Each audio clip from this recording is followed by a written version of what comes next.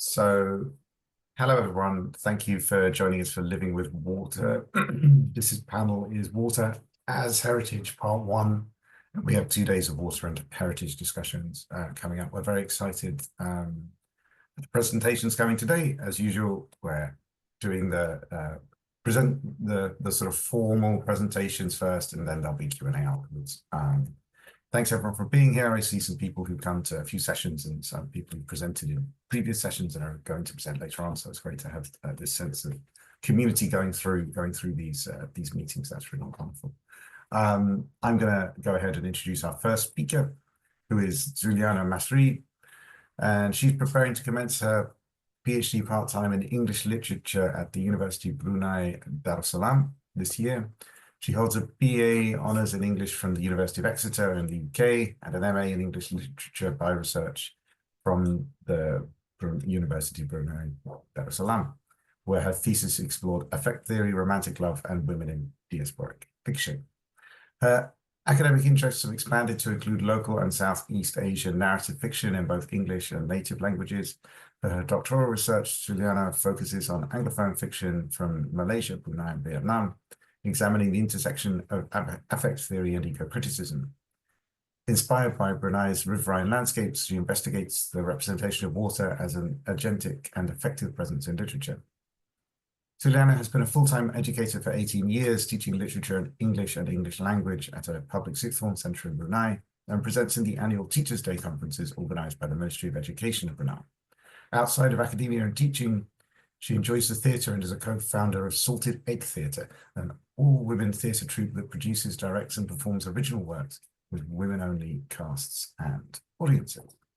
A wonderful range of work, and maybe in the discussion later we can tap into some of the things that you're not even going to mention in this presentation because the connections sound interesting. But yeah, please go ahead with something of your work. Okay, let me just.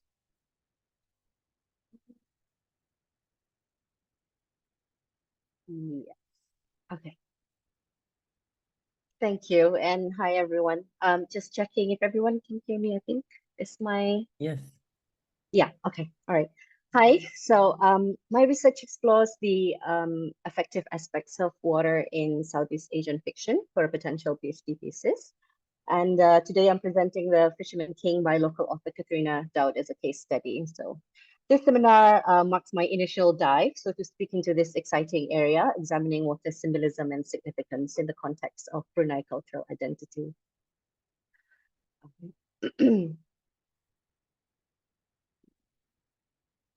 Okay, technological stuff already very early on. Okay, so let me just begin with a brief introduction to the novel. The Fisherman King follows its protagonist Lee Sun on a quest for mythical jewels hidden within the Brunei River. These jewels hold the key to his royal lineage, so he says, and his deep-seated obsession with his ancestry. So growing up an orphan, he has many questions about his parentage, and his frustration only grows as the only person who has links to his past died before he is old enough to ask about those questions. So he only knows that the jewels will provide some, if not all, of the answers. So Lee Sun's journey here is not simply about material wealth, but it's a profound search for his sense of self, powerfully symbolized by his challenging and often precarious dives into the river's depths. So the jewels themselves, I argue, symbolize the vital connection between his personal identity and his cultural roots.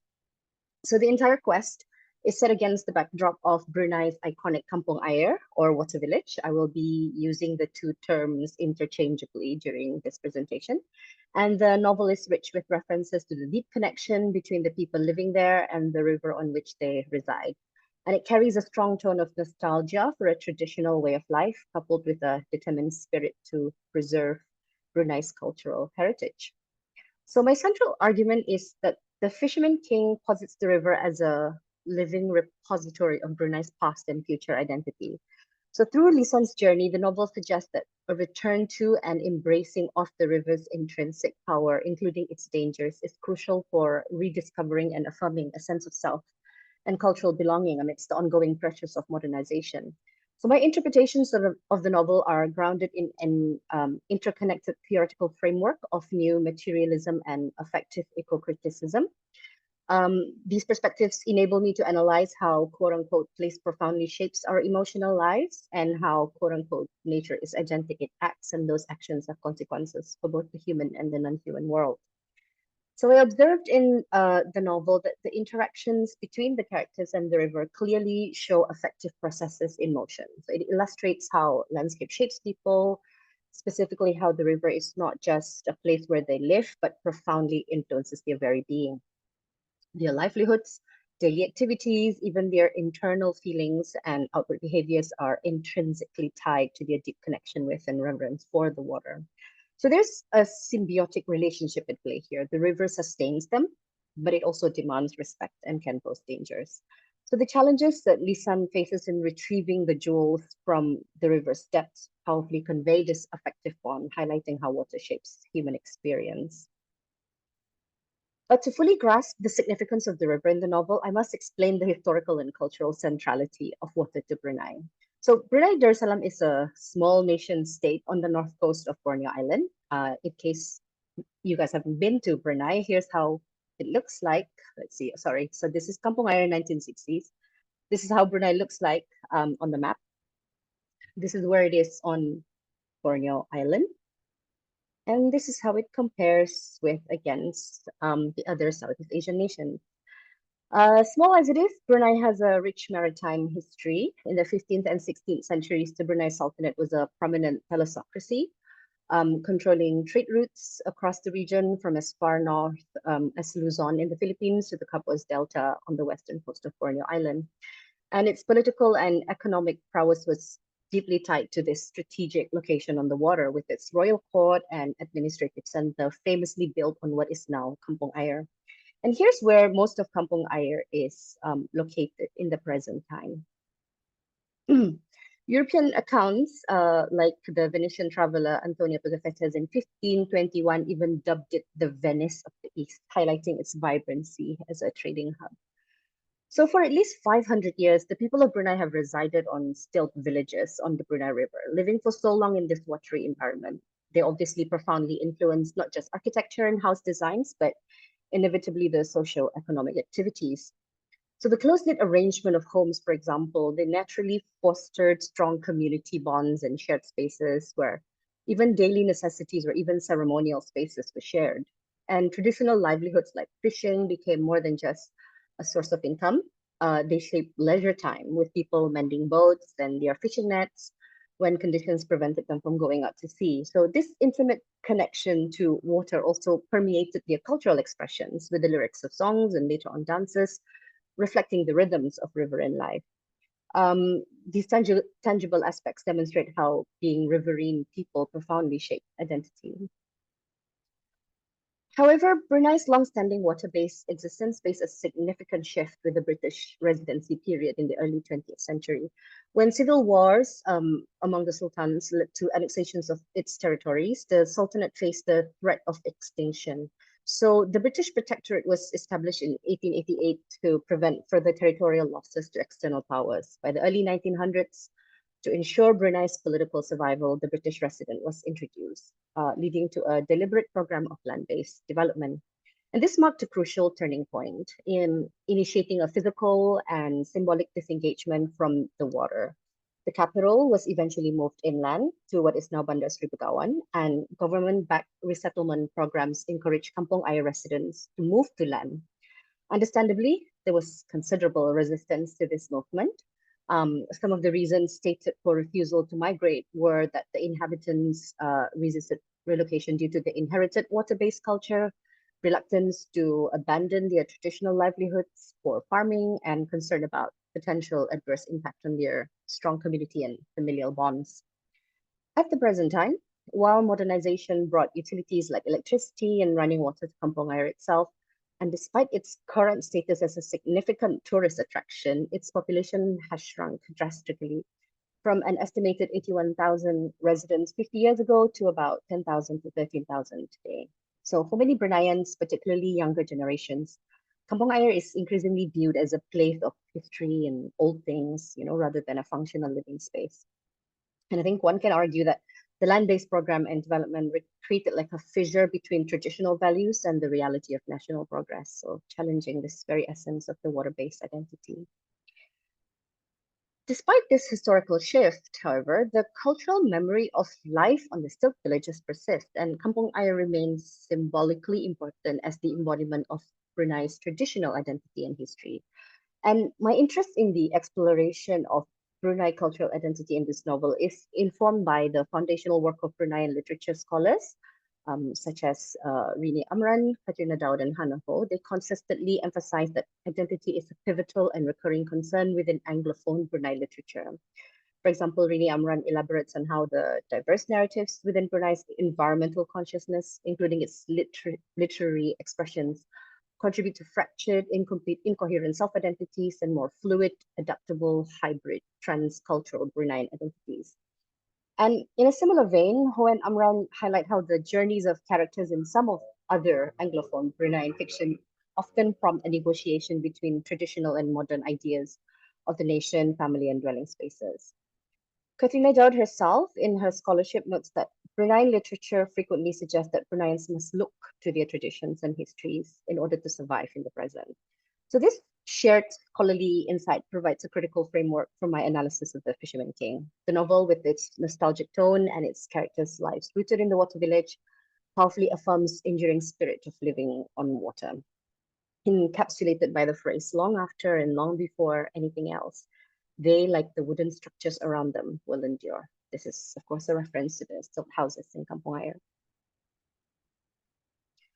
So it is against this backdrop of historical shift and enduring cultural memory that The Fisherman King truly resonates. The novel portrays the river not just a physical space, but as a sentient entity, deeply interwoven with the characters' identities and the nation's soul.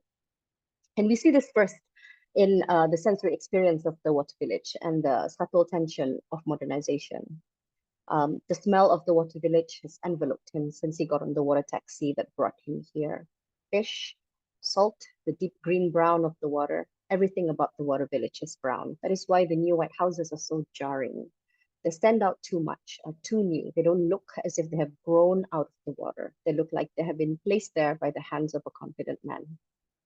So here, this new white houses refer to the recent, more modern uniform houses that have been rebuilt in Kampong Ayer. This powerful imagery highlights the organic connection of the old village to its environment, contrasting sharply with the jarring imposition of modern aesthetics. The novel also portrays a profound resistance to inland life. Lisan, the protagonist, expresses a sense of suffocation. The mainland is not for us, Batia. It is dry and dusty and the air is stale. The sea winds don't reach inland. It feels enclosed, suffocating. It becomes bearable only when it storms. Similarly, Lisan finds the trees oppressive. It is dark in the jungle. He longs for the clearness of the blue sky, the blinding white clouds, and a clear, empty river. And even when interacting with water in a modern way, like wearing rubber suits to dive for the jewels, it feels alien to bodies literally used to sinking naked and unprotected beneath the water. So this embodies the physical and affective discomfort of being detached from their natural watery environment.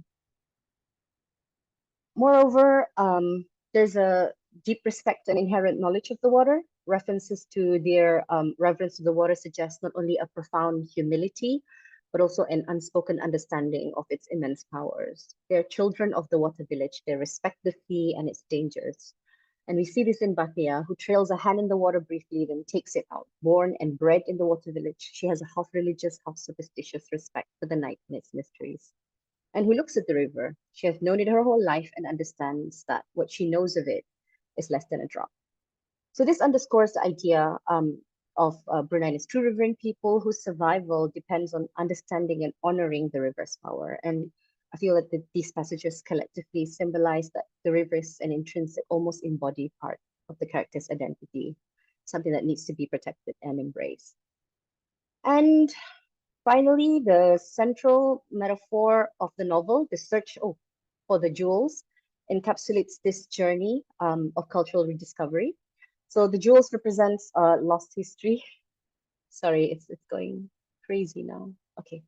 So the jewels represent lost history, cultural identity, and the very essence of what it means to be Bruneian. So Lisan's quest is thus a metaphor for the protagonist and, by extension, Brunei's journey of self-discovery. And the novel explicitly states like how history is being stolen. So it's time for the jewels to be found again and remind us what losing them the first time reminded us of. And as I feel this directly links the jewels to a forgotten past and the urgent need for its retrieval. Further, the narrative celebrates how the sparkling jewels, that part of the story, would have appealed very much to fiercely loyal Bruneians with that streak of recklessness that forms a country out of fishermen and merchants, connecting them to a foundational national identity rooted in the resilience of its riverine people. So crucially, the novel emphasizes that the jewels are only accessible when the river's power is acknowledged and embraced. Lisan faces significant challenges in his dive, from encountering dangerous snakes to struggles with his diving equipment he passed out. And all of this highlight that finding answers about his ancestry, about what makes him who he is and what is truly important to him, it requires a perilous, profound immersion into the very heart of the river, literally or symbolically. So in conclusion, the Fisherman King champions a return to the river as essential for understanding and preserving Brunei's cultural identity. It functions as a powerful commentary on the ongoing tension between tradition and modernization. And the novel, I feel, through its effective portrayal of the river and the symbolic quest for the jewels, ultimately advocates for an embracing of Brunei's water-based heritage as fundamental to its contemporary and future self. So this presentation is an initial step in my broader PhD research, where I intend to delve deeper into the affective aspects of water in Southeast Asian fiction, exploring how narratives articulate the relationships between humans and their aquatic environments and their connection to culture and identity. Thank you. I've just been thrown to the deep end, by the way. I expected to present the second. Thank you so much, Celia. That was fascinating. And I look forward to the conversations that follow. So yeah, if you'll join me in using your reaction buttons to get a digital round of applause, that'd be great. But thank you so much. I really enjoyed that. And we're going to move then to unless I've missed something, no. To Wilko Hardenberg, who's going to introduce his book and have a and he also has a respondent with Giacomo and Parrinello. I'm going to give their bios and then hand over to them. So Wilko Graf von Hardenberg is a Berlin-based historian of science and the environment. He holds an Italian laurea in history and a PhD in geography from the University of Cambridge. At the core of his work lies the issue of how nature has been made in the modern age into a measurable entity, how this has affected environmental policymaking, and how the state has become a pivotal actor in the maintenance of the natural world. He has been a visiting assistant professor at the University of Wisconsin-Madison and a senior research scholar at the Max Planck Institute for the History of Science in Berlin. His latest achievement is the publication of Sea Level, a History with University of Chicago Press in 2024, and that's the book that he's going to be talking to us about in a moment. Preliminary work on this topic appeared in the Journal of Historical Geography and in ISIS, which is the Journal of the History of Science Society. Prior to that, he published the first history of Italy's Gran Paradiso National Park, called A Monastery for the Ibex. That was with the University of Pittsburgh Press in 2021, and co-authored Mussolini's Nature, MIT Press 2021, and co-edited The Nature State, Routledge 2017. He is now the co-PI of the AHRC DFG-funded international research project, The Sound of Nature, Soundscapes and Environmental Awareness, 1750 to 1950, at Humboldt-Universität zu Berlin. And he's joined by Giacomo Parrinello, who's an associate professor of environmental history at the Center for History at the Paris Institute of Political Studies. He holds a PhD in history, geography, and law from the University of Siena. He has been a Carlson Fellow at the Rachel Carlson Center in Munich, as well as a Marie Curie Fellow at Louisiana State University and the Institute of Social Ecology in Vienna. He works on a broad range of topics, focusing in recent years particularly on water-related themes. He's the author of Fault Lines, which broke out in 2015, An Environmental History of Earthquakes, Their Consequences, and Urbanism in 20th Century Southern Italy, which has received multiple awards. He is currently working on a book about the extraordinary intersection of water use and control in the Po Valley of Italy from the late 18th to the early 21st centuries. Early findings from this project have appeared in Environment and History, Technology and Culture, and Water History.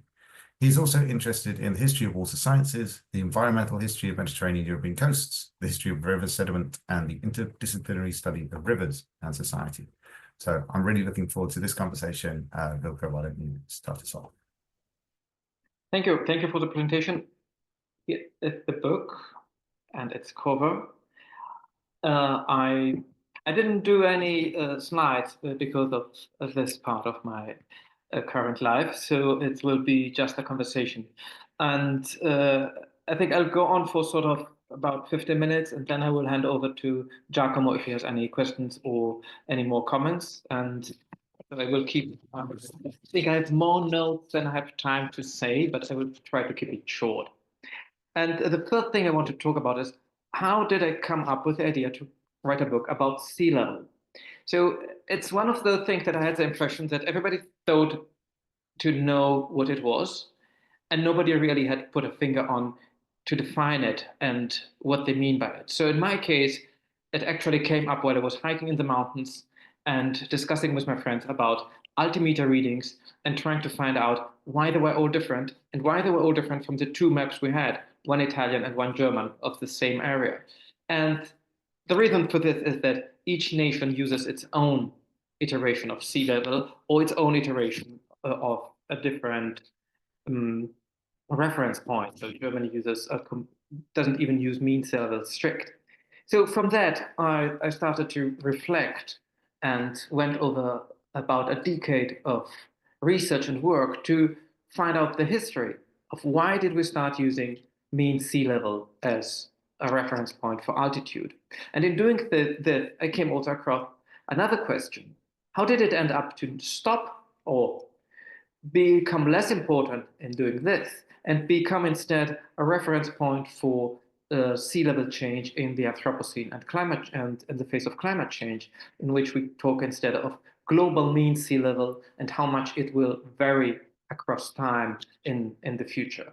These are two very different things. The sea level that we use for altitude reference for the mountains is supposed to be stable. The sea level that we use for climate change instead is supposed to be mobile. It wouldn't make sense otherwise to look at it. So there are two rather different reference points, which however have a similar origin. It all starts sort of around 1712 when the first map is drawn that has sea level as a reference point. It was a Swiss map called the Nova Helvetia Tabula, and it was the first map that indicated an altitude relative to the level of the Adriatic Sea. But it didn't give any reference to how it was, how this altitude was measured.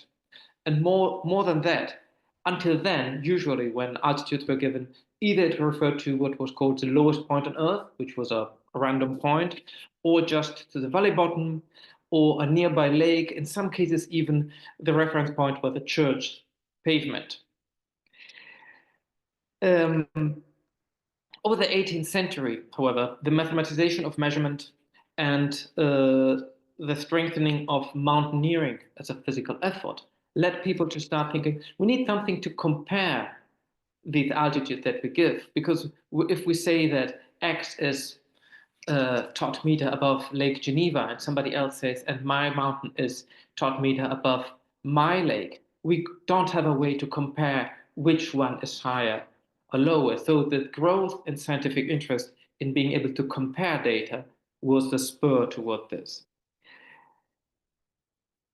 This, however, was in conflict with a widely spread idea in geology throughout the 18th century, that was that sea level was constantly lowering, so that we were so to keep it simple, the idea was sort of biblical. We start with a deluge, with a flood in biblical times, and since then we have been a constantly lowering level of the sea, and it will continue to lower until the Earth is dry. This is the rough idea that they had in the 18th century. At the turn of the 19th century, however, geologists started to see more in detail how sea level didn't vary uniformly around the world, but there were places in which it was rising, places in which it was sinking. So the way they explained this was that it was not the level of the sea that was changing, it was the level of the Earth that was changing. So they theorized what we now call glacial rebound and theories like that, in which different parts of the world can change in the altitude in respect to the sea in different ways, because it's not the sea that moves, which is a uniform mass and would make the same change all over the place, but it is the land that changes locally. This, I claim in my book, allows us to think of the sea as stable. And this making the sea stable allowed people to start thinking, what if we always use the sea as a reference point? It would make things so much easier. If I measure a mountain in England and I measure one in France, I could in both cases refer to the level of the sea, and the level of the sea would be our zero. And then we could compare altitudes between our nations, and we could see also in which mountain in the colonial world is the highest mountain in the world. There was some debate, which level do we use? Some people were in favor of lowest low level, others were in favor of highest high level. At one point, a theory came up in France that it should be, it's a third of the level of the tide, because that's where it's more stable. But after lengthier debate, at some point around the 1830s, the idea consolidated that mean tide, so the average between highest high and lowest low, should be the average. So that is where mean sea level comes from. However, to measure it, it takes a lot of time. You need to send officers into a place to measure day on, day off, day in, day out, where the level of the sea is at different times of the day, at night, at day, and so on. And this is tiresome work in which many organizers of such service did not trust their officers to do this in according to the rules. So a need grew to set up machines that would do it, and this created what are called self-registering tide gauges, which helped to create the continuous line that of sea levels, which allowed them to move from mean tide level, which is a very approximate value of mean sea levels, to mean sea level, which is the average value of each single point in which the level of the sea is over time, and which gives a more precise approximation of its mean.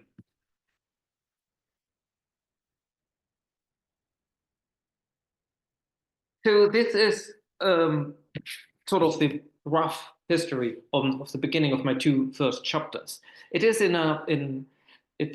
is set up in a story in which, however, measurements did not happen according to a plan. Even if Alexander von Humboldt around 1840 proposed that each sea should have its own tide gauge and measurements should be made through time over longer periods of time, so that for the future we would know if sea level changes vertically in one direction or the other, this did not happen. Tide gauges were set up according to politics or interest in different states at different times and different colonies also. So in the long term, seeing it from our time now, this means that we have way more data, historical data about the North Atlantic than we have for any other region, which also has affected our way to interpret how sea level happens, because it is focused on one specific area and its specific gravitational field. In parallel, individual states started to think about which level they should use to define as mean sea level. And different countries adopted different strategies. For example, France decided at some point that it should be the mean level of the Mediterranean in Marseille at a given date, and ended up defining it as a specific level, didn't even bother to measure it, decided that that was the level, and that became its standard over a longer period of time. Great Britain instead made long-term measurements in Liverpool, and every 20 or 30 years or so changed its reference point to what was the measured mean sea level, which meant that maps were changed over and over again.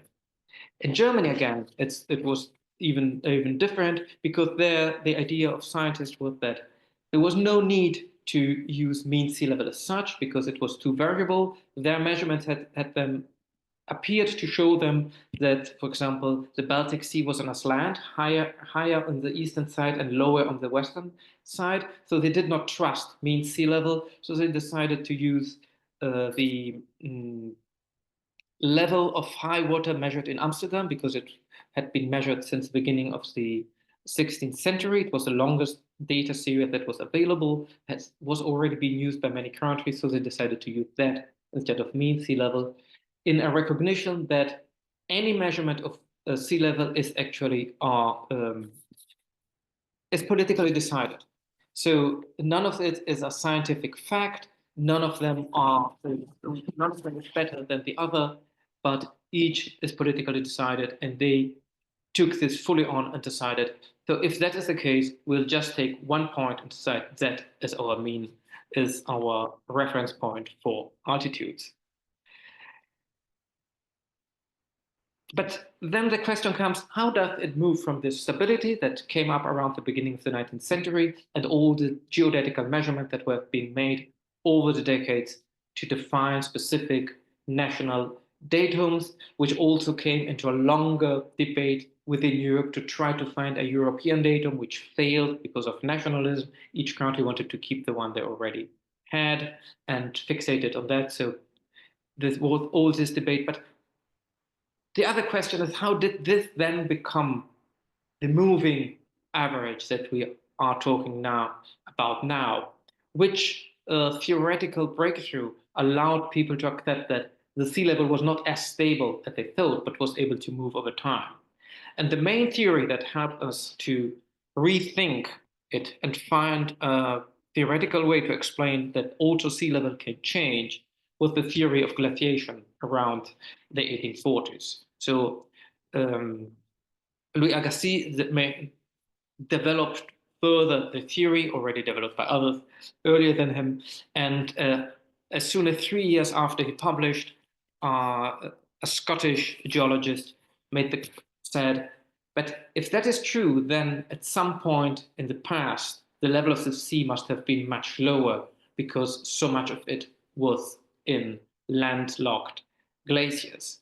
And this is a theory that allowed people to start thinking that it's not, as they thought in the beginning, it's not only the sea that moves, it's not only the land that moves, it's a combination of the two. And we can have both geological modifications of sea level and historical modifications of sea level.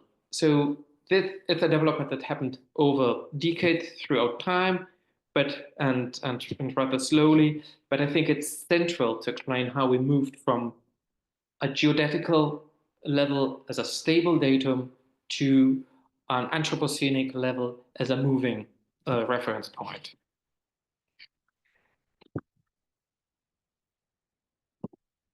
So from around World War II, the connection between glaciation and sea level variation was ever more strengthened. More theories, more data came in showing that this was a fact. And more and more future scenarios began to be considered. And so worlds were imagined with radically different coastlines and climates, not only in the geological periods, so at the time of Pangaea and so on, but also throughout history. It was this that allowed to reframe sea level change as a constant phenomenon rather than only a geological one. And by the 1960s, then, the idea that we could have a rising sea had already become a sort of cultural trope that appeared in popular science, science fiction, and even songs discussed and showing how present-day change had become finally conceivable. After that, throughout the 1970s and 1980s, satellites, computation created an actual revolution of the reference frame and its definitions, making real the idea that there could be a global sea level. So a measurement of, so satellites measure gravitational fields. And it is the gravitational field that determines where the water is supposed to be at any given point on the planet. So measurements of the gravitational field actually show us where water should be, not where it actually is. But mean sea level itself is a measurement or the representation of idea of water where water should be rather than where it is actually. Because while we can physically see and almost touch highest high water and lowest low water, mean sea level is never there at any given moment. It's a being an average, it's an intellectual construct. But thanks to the idea put in by satellites, thanks to that, and thanks to the measurement of global sea level as a measurement of where water should be according to the gravitational field, that sea level becomes a baseline for anthropogenic change. I assume that we all sort of know the history of how throughout the 1970s and the 1980s, climate change was first theorized and came into play. And this parallels the idea that we could use mean sea level as an indicator of the change. So to conclude sort of my run through my 200 pages of a book, so mean sea level is a Western construct. No other culture has ever bothered to measure sea level in any way, except for disasters. So there are tsunami stones in Japan that show where water has reached in extreme cases, but there is no measurement of averages in any other culture I have come across. But despite the limitations of its colonial epistemologies, the fact that it's non-tangible and immaterial, it has shown to be a useful metric, both as a baseline and a symbol of change in our current times. The practice of gauging sea levels and the choices we make as a society and as a scientific community about baselines, scales, and metrics still inform the way we interpret global changes in the level of the sea. In my book, I highlight how the conceptualization of sea level as an average, an approximation, and a neat separator between land and sea, as well as the materiality of its measurement, affect our current understanding of its rise as a gradual process. I also stress how, as with all scientific categories, the choice of which sea level to adopt and use is contingent. For example, if we measure global mean sea level, we'll have one level. And as an officer at National Oceans and Atmospheric Administration of the US has told me, however, if you interpole this level on the coast of the Carolinas, it will be sort of 3 meters above your head. And that's a useless metric if you live on the coast. You want to know where the water is in the place you live. So these broad generalizations are useful for some things, like giving an idea of that climate change happens. But they degrade when you change scale and become less important when you look at a specific place or a specific time. So a time of change, I claim in the book, asked for nuanced interpretation, not trying to find a global mean sea level that works in any instance, but accepting that different sea levels will be useful at different points in time and in different places. So interpretations that accept and foster different categories of analysis at different scales. So I thank you for listening to this introduction, and I'm curious about what Giacomo has to tell me and us about my own book. Thank you.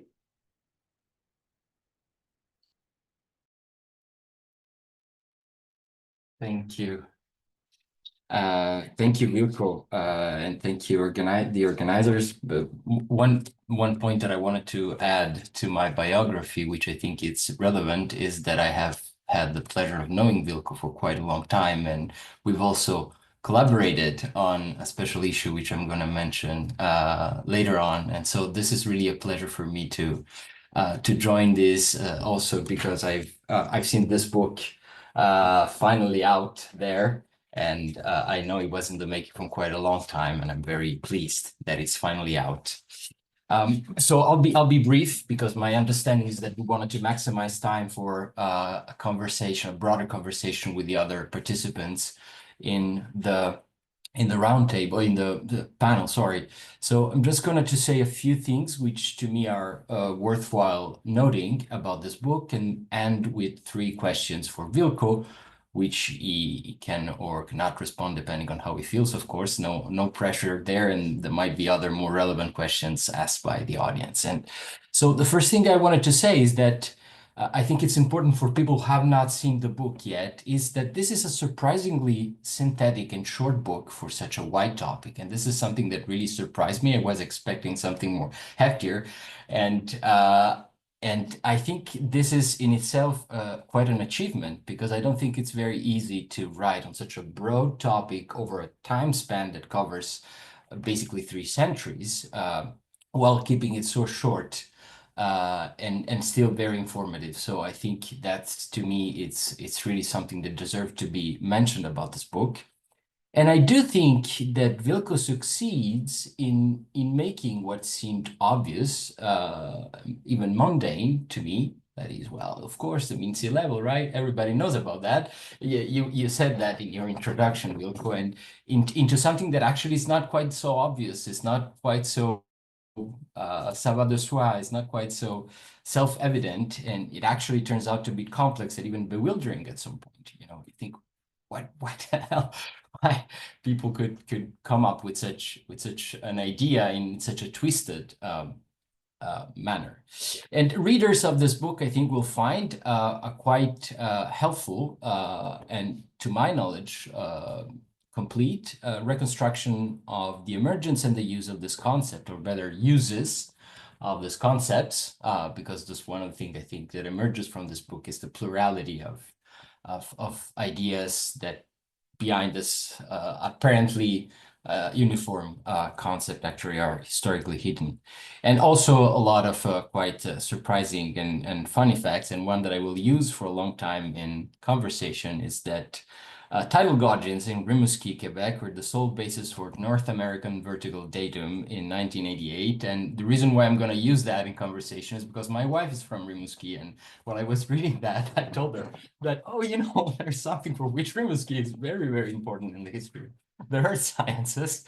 But, you know, sorry for the joke. It's just, it's something that actually happened. And so I thought it was still worthwhile mentioning. But on a more serious note, I wanted to stress what to me seemed two kind of fundamental threads through the book that at times come together and at times separate, but they end up joining very forcefully, I think, in the end.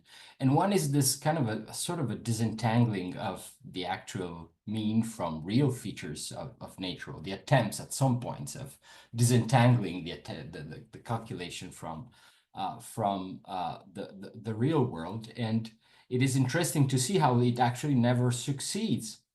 And even the satellite observations, the remote sensing story that Wilko was mentioning, and that covers more the final part of the manuscript, it turns out that even this kind of calculations where, you know, data are collected on a global scale and almost continuously, they still need to rely on local observations. They still need to rely on historical data. They still need to be calibrated, and so on and so forth. And to me, that was a really interesting thread that kind of come together with this relationship between the natural feature of the earth environment, the sea, the coast, and the attempt of, you know, kind of trying to extract something from it, which did not depend on their variability. So this is one thread, and another is exploring the link between the sea level or sea levels and the Earth's deep past, right? Which is also a thread that comes forcefully throughout the book, from the beginning of this theories about the biblical flood and level of the sea kind of going down and down and down with time to, of course, towards the end, climate change and what does it mean for a rising sea level. And I think that one of the effects of the choice of following these 2 threads is to make even more clear how exceptional is the present moment, in how they really come together, and how the question of measuring the reality and measuring the earth and measuring the sea and changing the nature of it really comes together and makes the present moment exceptional in the book. This is certainly something that I got out of it, right? How how strong is the present moment when we look at it from this historical perspective gives us from this two thread. I read this book as a historian, and I don't think it's the only way of reading it, of course. And I know that around this panel and in general in this series of panels, historians are not the only one that that join the conversation. But as a historian, I found it useful in the way it contributes to several historiographies, several debates, several literatures. Obviously, the literature on the earth sciences, and here there are authors like Martin Rudvik that Wilko also cites, and then literature on climate change as well, right? This is a chapter of the history of climate change, a chapter that has not been maybe enough developed, and to which Wilko brings this factual reconstruction that I think it's very valuable. But then I think there are also two other, let's say, literatures that I thought were in conversation with Wilko's work, or better, Wilko's work in conversation with this literature. One is the literature on coastal history, and in this scholarship, a major theme is understanding how coasts are defined as such, right, and also how through this definition of what a coast is, there is also this very strong theme, a very strong contrast between the shifting, unfixed, unfixable even nature of the coast as a space of land and water, and the attempts at fixing it. And I think Wilko's story tells us one of the most important ways through which, at least in understanding what the coast is, there has been an attempt at fixing this understanding. And I don't think anybody has told this story in this way yet. So I think this makes it a useful contribution to this literature. And then the final one is the history of water, right? This is the series is about water, and this is a book that I think contributes to the history of water and the water science in particular. And as I was mentioning before with Wilko and Etienne Benson, we edited a special issue of the Journal of Historical Geography entitled Estimated Fruits. And the starting point of our work was to try and think beyond what was a main theme of the history of the sciences in general, that is precision, right? The attempt at finding some precision as a value, and the values of precision. That's also the title of an important collection on that topic. And instead looking at approximation, looking at measures and knowledge that is by nature cannot be precise, cannot be considered and labeled as precise, and sometimes it is not. And that this is especially important when dealing with water. Water as a substance that requires a constant back and forth with natural processes and scientific truths and facts, right? And this is, I think, something that this book does particularly well, showing us this continuous tension between attempt at producing scientific truth and having to always come back to natural processes and to the continuous and to the difficulties of relying and producing stable truths about natural processes when dealing with water. So I'm going to finish with a few questions for Wilko. The first one is the practical importance of measures, which is a theme that on which you insist. You come back quite often on this point. And you come back on that also in the end when you plead for thinking of, if I understood correctly, your point, pleading for a plurality of approaches instead of relying on just one, and thinking of various ways in which we can try and understand the transformation of the sea and the coast in this time of climate change. And I was wondering, what does it mean to stop relying on this, or what does it mean in general today, thinking of the sea level in practical terms? Because it's quite clear what does it mean in the past, right? For instance, you referred to canal building, you referred to other infrastructural projects and how this actually trying to come up with some stable, reliable measures had some practical implications on navigation and so on. And so I was wondering how you would define this for the present. I mean, what is the help or the use of thinking about sea level change, either in one way or in many ways, for these practical features that were so important in the past, apart, of course, from submersion of the land, right? So that was the first one that I was thinking of, right? This has this major value for thinking of how value in terms of real estate along the coast changes and projecting value changes in the future. And I was wondering whether you had some ideas on that or some thoughts on that. So the practical side of measuring sea level in the present in terms of the infrastructures of the modern world, be them legal or material or both.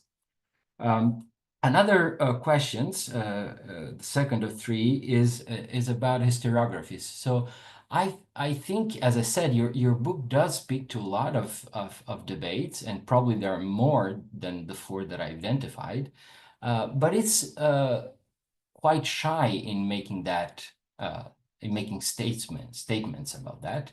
And I thought that probably this has to do with the nature of the book, which is a book that tries to reach probably a broader audience.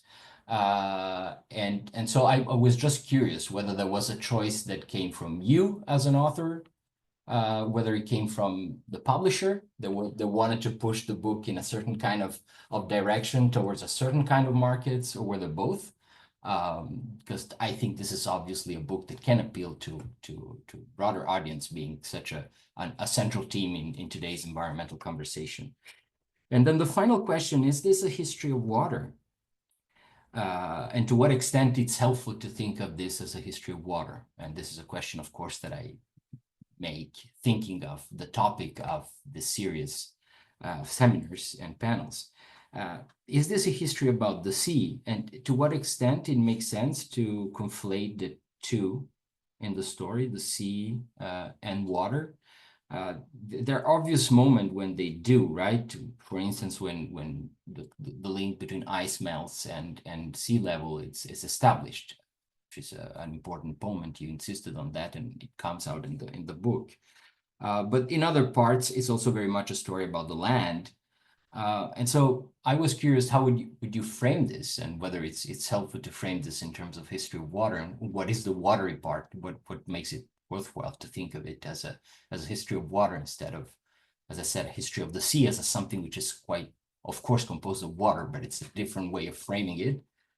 Or even, as I was saying, the fact that it's a story often about the land even more than the sea. But yeah. Thank you. I'm done. I'm sorry if I was a bit too long. I'm very happy to have had the chance of reading this book, and I recommend it to all the participants.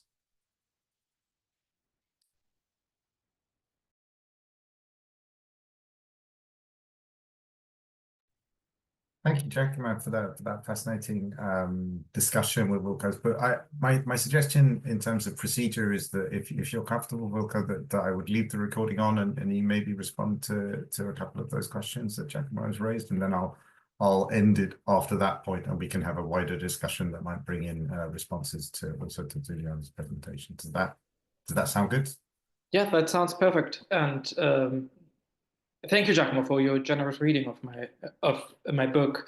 And it's your questions are all very, very important. And it was not an easy book to write. It has this conflict between history of science and environmental history, which I try to write at the same time, but it's not the same thing. I'm doing a history of science of a thing that started happening 3 to 4 centuries ago, when sea level change, which is the environmental history part of the book, wasn't happening yet.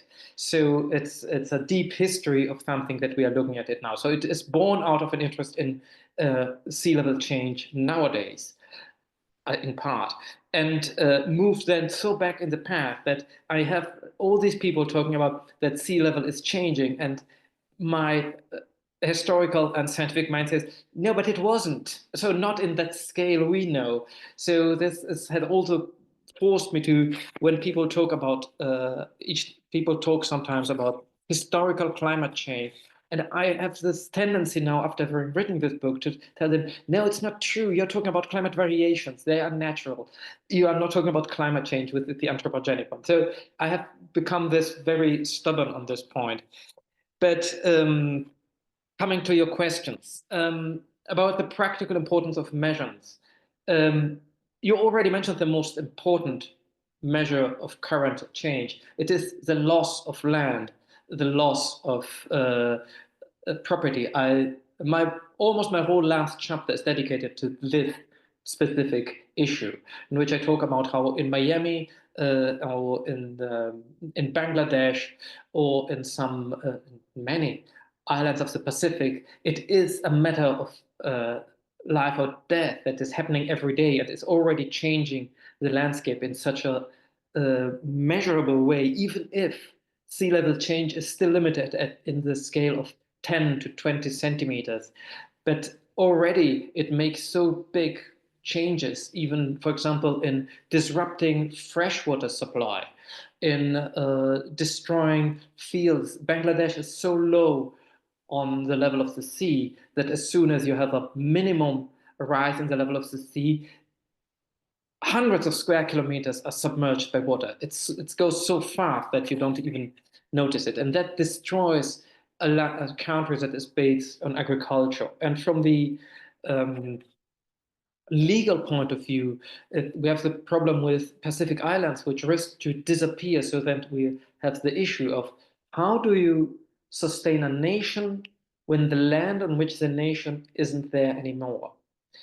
How does the nation state live on when there is no land for the nation state? This problem exists in other very contemporary issues around the world, nation states without a land on which to live. But here we come on a different scale, because it's not a human conflict, it's a conflict within the natural world, in which the land might just completely disappear, and in which the world has to find solutions to reframe it. So I think there, the importance of the measure is both in defining how can we still defend ourselves from a rising sea, what tools can be put in place to limit this, which is the school of thought of the Netherlands. It's a defensive point of view, and you need to create polders, dams, dikes to limit how much land will be taken back from the sea and so on. But also, how do we place these nation states in a submerging world? Or I make the example in the book about the fact that in theory, the area of sea belonging to Cuba or the United States should change according to sea level change, because while Florida is becoming ever smaller because it's losing land to the sea, Cuba has steeper coasts, so it loses less land. So in theory, it will be that way, but how will it be solved? Probably old frontiers will be grandfathered into, rather than having constantly changing frontiers according to sea level change. For the historiographic question, I think I did it in my own. I wanted to reach a broader public. I didn't want to make too much of a historiographical book that would be of interest only to historians, because I thought it was a story that needed to be read also by scientists, practitioners, and across the board, not only by my colleagues. I wrote the articles for my colleagues. The articles are lost to the general public, essentially, so I'm happy to go on with the discussion on that with my colleagues in the journals.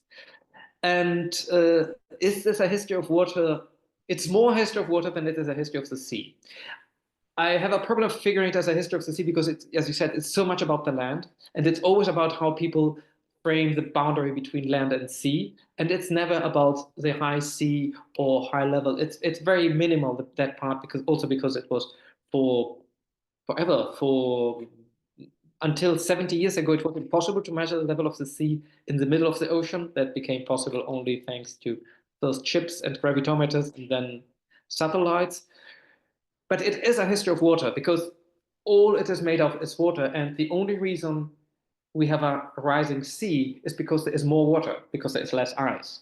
And then, as I told before, there's also the having a rising sea destroys freshwater supply, because freshwater becomes salty because the sea level seeps into the freshwater sources. So there is also this, it diminishes the amount of freshwater, which is another important element in a time of climate change.